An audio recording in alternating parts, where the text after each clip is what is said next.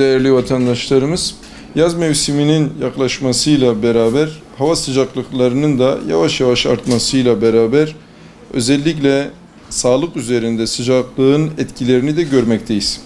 Özellikle tansiyon hastalarımızın yaz mevsiminde bol su tüketmelerini tavsiye ediyoruz. Çünkü özellikle tansiyon ilaçları tansiyonu düşürmekle birlikte yaz mevsiminde sıcakların artmasıyla beraber vatandaşlarda meydana gelen terleme ile çok ciddi sıvı ve elektrolit kaybı meydana gelmektedir. Vatandaşlarda meydana gelen bu sıvı ve elektrolit kaybı tansiyon değerlerinin daha da düşmesine neden olmaktadır.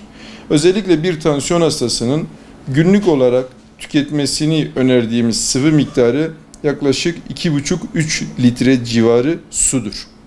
Özellikle yaz mevsiminde sabah saat 10'dan sonra ve öğleden sonra saat 16'ya kadar vatandaşların çok mecbur olmadığı sürece sıcaklığa çıkmamalarını, güneşe çıkmamalarını tavsiye ediyoruz.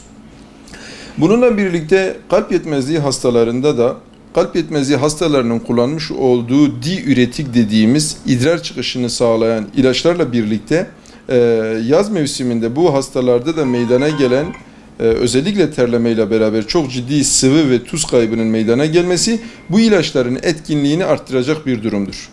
Dolayısıyla kalp yetmezliği hastalarında kullanmış oldukları idrar söktürücü ilaçların dozunun azaltılması gerekecektir.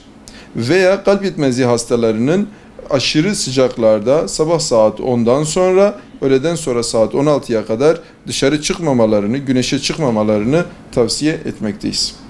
Bununla birlikte özellikle koroner arter hastalığı olan vatandaşlarımızın, yani daha öncesinde anjiyo olmuş, damarlarına stent takılmış olan vatandaşlarımızın sıvı kaybıyla beraber özellikle kanın yoğunluğunun arttığını ve artmış olan kan yoğunluğunun da pıhtılaşmaya neden olduğunu bildirmekle beraber meydana gelebilecek yeni pıhtılaşmalar yeni kalp krizlerini tetikleyebilir.